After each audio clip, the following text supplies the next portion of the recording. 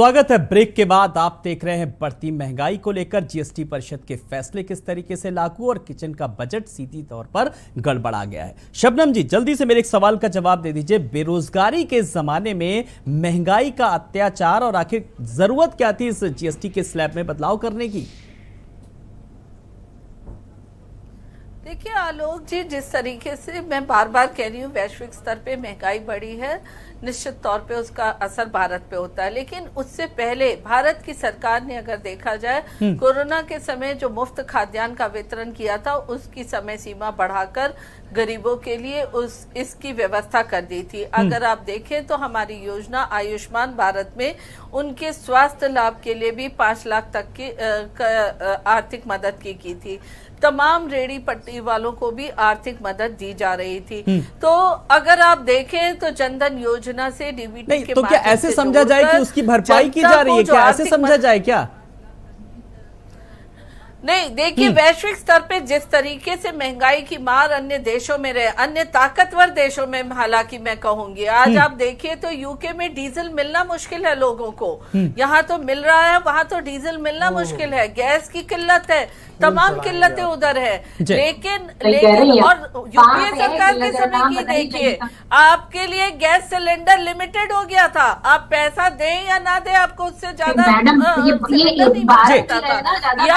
जो एक मिनट बस शबनम जी, आपने अपनी बात रखी। मैं प्रियंका जी के पास आ रहा हूँ। प्रियंका जी, जो चीजें उदाहरण दिए आप इस पर अपनी बात रखिए पूरी बेबाकी से। उन सब सुविधाओं को दिया है। आम जन के साथ विपक्ष कितना नजर आ रहा है? जी प्रियंका जी को सुनेंगे। जी प्रियंका जी, अपनी बात रखिए। समस्याओं का समाधान भी निकाला। देखिए ये जितने भी एक्सक्यूज दे रही हैं कोई मतलब नहीं बातों का।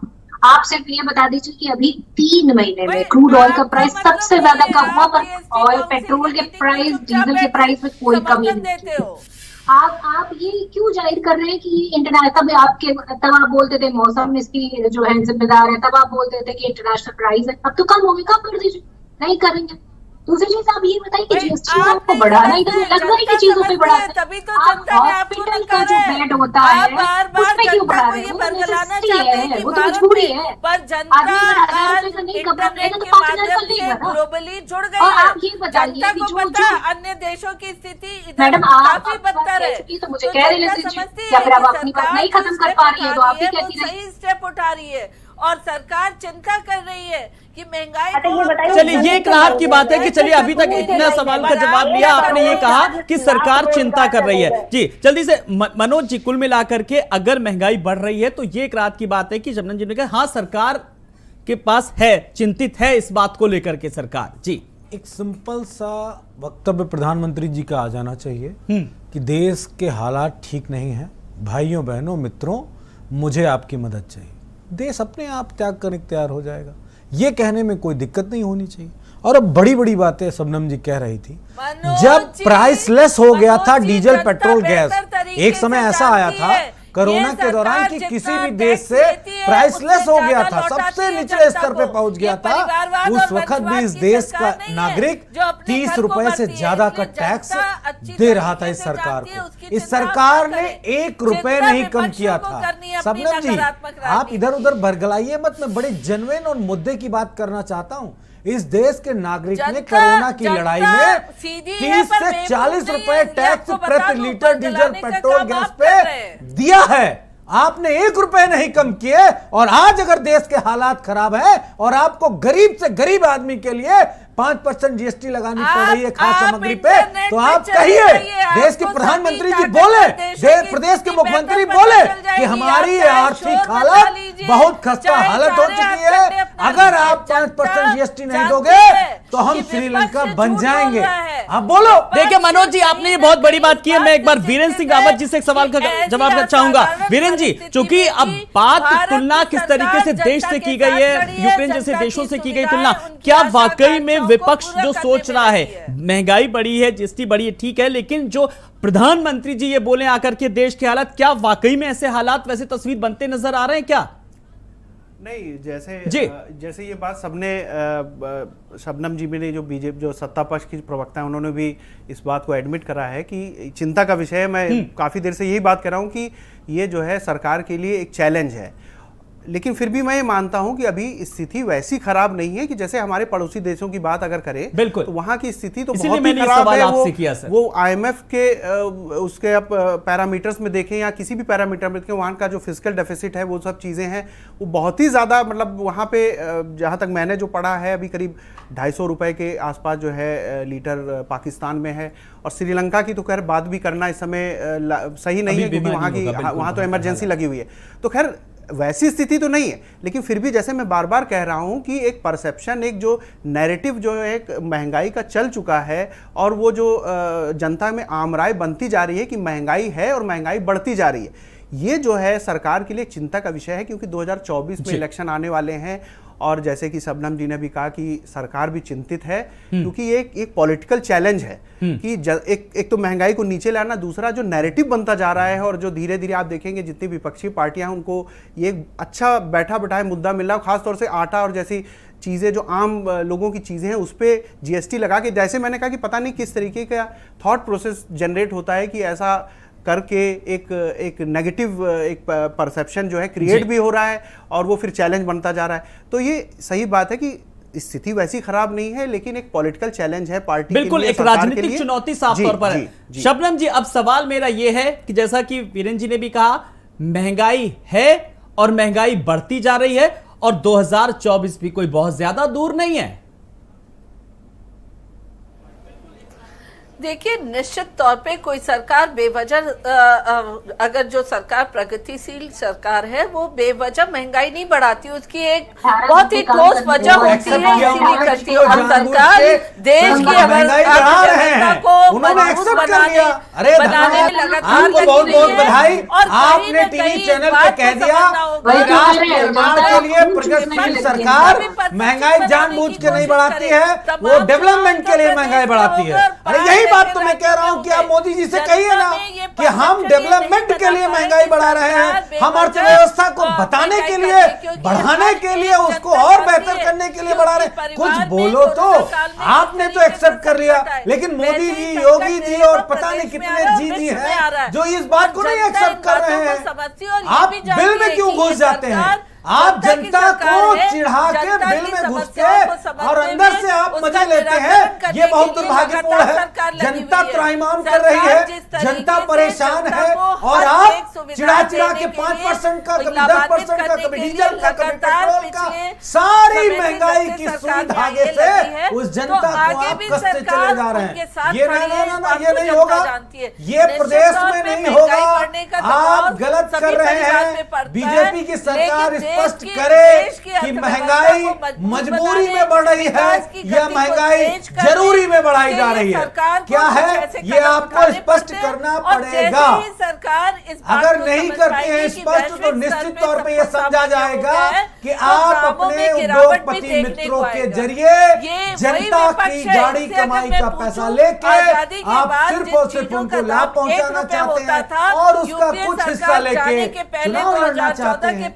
चलिए, तो है चुनाव एक अलग मुद्दा है, महंगाई एक अलग मुद्दा है, लेकिन मैं बराबर कह रहा हूं कि ये एक आम जन से जुड़ा हुआ मुद्दा है। मैं वीरेंद्र सिंह रावत जी के पास एक बार फिर से आ रहा हूं। शबनम जी, मैं राजनीतिक चीजों के अलावा कुछ और भी तथ्यों पर बात करना चाह रहा हूं। वीरेंद्र सिंह रावत जी, मेरा सवाल ये कि जिस तरीके से पैकेज जो चीजें जो ब्रांडेड है उन पर 5% जो है वो जीएसटी है, लेकिन एक तरफ सरकार ने साफ तौर पर कहा है कि जो पैकेजिंग को बढ़ावा दे रही है कि पैकेज चीजें खरीदें, और दूसरी तरफ अगर जीएसटी लगेगा तो ये तो बड़ा विडंबना है, विरोधाभास है।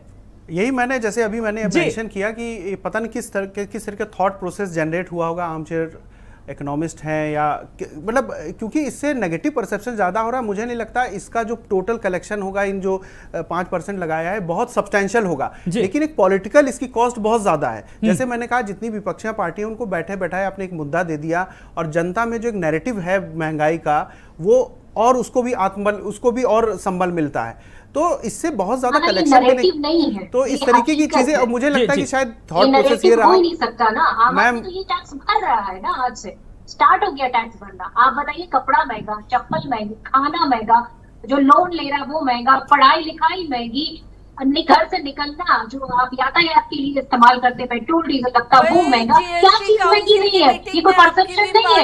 आम आदमी फील कर रहे हैं, उसकी जेब से पैसा निकल रहा है और उसकी इनकम नहीं है उस कंपैरेटिवली। अगर आपकी इनकम बढ़ रही है, आपके खर्चे बढ़ रहे हैं, तब तो बैलेंस होता है ना। जब आपकी इनकम घट रही है, आपके पास जॉब नहीं है, आपने क्यों नहीं तो बगावत किया जीएसटी काउंसिल में? पहला तो प्रश्न आपने यही राष्ट्रीय है। मैडम, क्यों बढ़ा दिया भाई?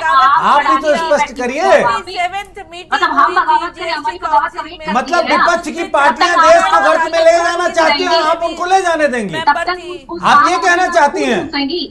अगर विपक्ष की पार्टियां इस देश को गर्त में ले जाना चाहती हैं, तो मोदी जी उनको अनुमति दे देंगे, नहीं निकलता तो अनुमति दे देंगे, ये कहना चाहती हैं आप? आपको बहुत बहुत धन्यवाद।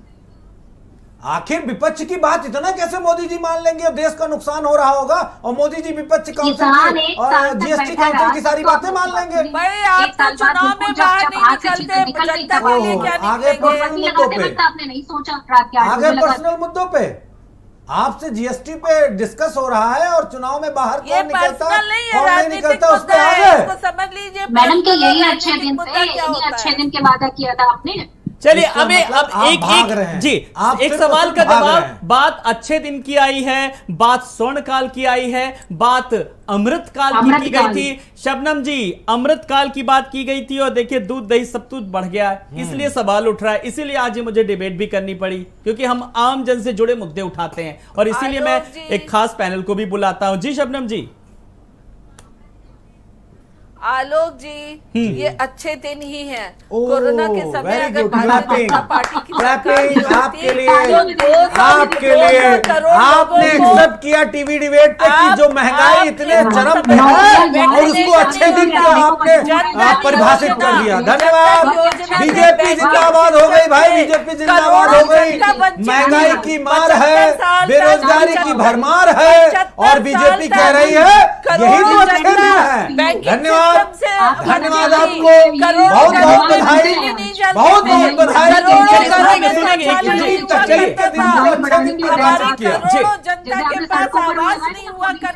योगी जी धन्यवाद। वैसे और पोस्टर लगवाइए, महंगाई के लिए इलाज के धन्यवाद। लिए 5 लाख रुपए नहीं मिलता था, तो ये अच्छे समय नहीं है तो क्या है? ये सब अपने परिवार में ले जाते थे। मैडम बहुत अच्छे दिन देख लीजिए, वापस ले लीजिए, आप अच्छे दिन नहीं चाहिए ऐसे, वो बहुत अच्छा प्रियंका जी, आज आप मुझे ये बताइए, आपने अच्छे दिनों की अगर मैं बात करूं, आपने क्लैपिंग भी की, आपने कैसी एक परिकल्पना की थी अच्छे दिनों की? जरा आज बताइए, अपना प्लान बताइए जल्दी से। 15 लाख हर अकाउंट हाँ में। सुनेंगे प्रियंका जी 15 से, लाख हर मैं अकाउंट प्रियंका जी से सवाल कर रहा हूं जी। देखिए अच्छे दिन की परिकल्पना ये थी कि 2 करोड़ रोजगार हर साल आने थे। आप बताइए कि जून के महीने में 1 करोड़ 40 लाख रोजगार चले गए। जब से कोरोना आया है तब से लोगों की जॉब प्रियंका जी कोई एक साल बताइए कि 1 करोड़ आपने दिया हो। हम तो बताते हैं हमने रोजगार दिया 1 करोड़ से ज्यादा। आप एक साल बता दीजिए यूपीए सरकार ने दिया हो। केवल घोटाले शबनम जी तो दीजिए जी। प्रियंका जी आखिर चाह क्या रही है? फिर आप लोगों को भी काम में आसानी रहेगी ना, सारी योजनाओं में नीतियों को बनाने में आसानी रहेगी। सुनिए तो विपक्ष की आवाज। जी जी प्रियंका जी रखिए अपनी बात। जवान को पैसे देने के लिए पैसा नहीं है, आज आप उसको अग्निवीर बना रहे हैं। 4 साल की नौकरी रखेंगे, 4 साल के बाद उसका क्या होगा, उसका भविष्य अंधकार। उसके बाद आप कह रहे हैं कि आप ये अमृतकाल है। अरे कौन सा अमृतकाल है? पेंशन दे नहीं पा रहे हैं आप लोगों को। आए थे आप बड़ी बड़ी बातें करके 1 रैंक 1 पेंशन। अरे कुछ तो अपनी बातों पर रहिए, कुछ तो जबान होती है ना आदमी की। क्या राजनीति इतनी गिर गई है कि आपकी जबान का कोई मतलब ही नहीं है? आप 1 साल पहले कह रहे हैं कि खाने पीने की चीजों में टैक्स लग रहा था, आज खुद लगा रहे हैं आप टैक्स, जो आजादी के बाद इस देश में कभी नहीं हुआ। वो कब कर दिया आप थे उसमें शामिल। जीएसटी काउंसिल अरे मैडम काउंसिल में आप शामिल होते हैं। गजब बात है भाई, जीएसटी क्या काउंसिल बात नहीं है? हो गई, मतलब- इस देश के लिए मुसीबत अरे काउंसिल हो चोरी गई। ऊपर से सीना में चोरी करते हैं ये लोग, हाथ तो करिए। जी, चल- आप कम से कम मैं एक बात जल्दी से जी अपनी बात रखिए। चलिए जी नहीं करेंगे। विपक्ष कर रहे देखिए हैं। देखिए एक जी। मिनट रुकिए। अच्छे दिन मैं इस तरह परिभाषित कर रहा था, सोचता भी था, बहुत सारे हमारे भी गांव के लोगों ने वोट दी थी अच्छे दिन के लिए। 15 लाख रुपए पहले आएंगे, 2 करोड़ रुपए आएगा, हर साल रोजगार होंगे, 35 रुपए में पेट्रोल मिलेगा, 30 रुपए में डीजल मिलेगा, गैस 250 रुपए में सिलेंडर मिलेगा और इतनी सारी सुविधाएं होंगी। 100 स्मार्ट सिटी बन जाएंगे, 100 स्मार्ट सिटी। लेकिन आया कुछ नहीं। दुर्भाग्य है, जब नोटबंदी हुआ तो अच्छे दिन की शुरुआत मानी जा रही थी कि गरीब अमीर गरीब हो जाएगा, गरीब अमीर हो जाएगा, लेकिन जस्ट उल्टा हो गया। अमीर और अमीर हो गया, गरीब और गरीब हो गया। अच्छे दिन आ कहाँ पाए।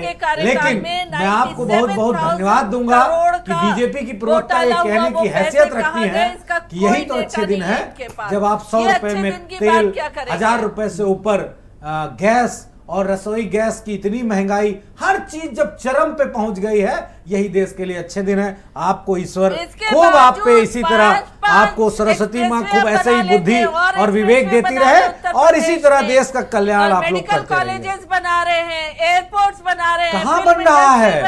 अडानी के लिए, अंबानी के लिए या और किसी उद्योगपति के लिए? सरकार के पैसे से बनाओगे और उद्योगपति को धीरे से बेच जाओगे, यही तो है ना। यूनिवर्सिटी बनाते थे, हाँ। आप क्या करते थे? कौन सी सिद्धार्थ के पहले तो यूनिवर्सिटी बनी नहीं थी, इससे पहले ना पढ़ाई होती थी, ना लिखाई। चलिए, चर्चा मेन ये होनी चाहिए कि एक स्वस्थ बहस करनी ये चाहिए कि किस तरीके से अब सरकार को अपनी नीति बढ़ानी चाहिए ताकि जो आम जन को एक राहत मिल सके। मैं आज की डिबेट का एक फाइनल कमेंट मैं वीरेंद्र सिंह रावत जी से जानना चाहूंगा। वीरेंद्र जी, जिस तरीके से अच्छे दिनों को लेकर के बात करी, लेकिन अन्य देशों से अगर तुलना करें किस तरीके से वहां पर हालात हैं, उसको लेकर एक राहत की बात साफ तौर पर कही जा सकती है। नए नए मॉल्स किस तरीके से बन रहे हैं, एक तरीके से हम लुलु मॉल को लेकर के बात कर रहे हैं, खरीदारी करने की बात कर रहे हैं, दूसरी तरफ महंगाई किस तरीके से बढ़ रही, बड़ी विडंबना है। नहीं, सही बात है कि जैसे कहते हैं कि भारत में दो भारत हैं, एक इंडिया और भारत। इंडिया जो है एक डेवलप्ड, एक जो अपर मिडिल क्लास है या जो रिच पीपल हैं, और लोअर मिडिल क्लास और पुअर है तो भारत। तो इसमें जो है समन्वय स्थापित करना, बैलेंस करना एक बहुत बड़ा एक चैलेंज रहता है किसी भी सरकार, जो पूर्ववर्ती सरकारें रही हों चाहे आज की जो वर्तमान सरकार है। महंगाई बढ़ रही है, महंगाई ज़्यादा है, ना केवल भारत में, हर जगह, ये भी जो है सच्चाई है। लेकिन क्योंकि हमारी सरकार हमारे मैंडेट से आती है तो हम उनसे सवाल करेंगे। और जैसे मैंने बार बार कहा कि एक परसेप्शन बनता जा रहा है कि महंगाई है और बढ़ रही है। ये एक सरकार के लिए भी चैलेंज है। और जैसे मैंने कहा 2024, क्योंकि उनको ये देखना पड़ेगा कि जैसे आम राय बन चुकी है कि भाई महंगाई बढ़ रही है, और जिस तरीके की आम चीज़ों पे ये जीएसटी लगा है, ये मुझे नहीं लगता बहुत प्रूडेंट स्टेप है, क्योंकि इससे बहुत ज़्यादा मॉपअप भी नहीं होना था रेवेन्यू। लेकिन फिर भी, क्योंकि आपने देखा होगा कि जब से ये बात जो है सार्वजनिक हुई है, तब से केंद्र सरकार के मंत्री हो चाहे फिनेंस मिनिस्ट्री हो, वो भी इसी को डिफेंड करती जा रही, क्योंकि वो भी समझ रही है कि ये एक नेगेटिव परसेप्शन क्रिएट कर रहा है। जी, वैसे हालात तो भारत में नहीं है, लेकिन फिर भी मुझे लगता है महंगाई को काबू में करना एक बहुत बड़ी चुनौती है सरकार की। लेकिन ये बड़ी एक चुनौती है। बहुत बहुत शुक्रिया आप सब मेहमानों का। शबनम जी आपका भी, प्रियंका जी आपका भी, वीरेंद्र रावत जी आपका भी, मनोज यादव जी आपका भी बहुत बहुत शुक्रिया। तो कुल मिलाकर के आज बढ़ती महंगाई को लेकर के जिस तरीके से बात की है, सरकार को वाकई में कहीं ना कहीं चिंतन और मंथन की जरूरत है ताकि आम जन को इस बढ़ती महंगाई से जल्द फौरी तौर पर राहत मिले। नमस्कार।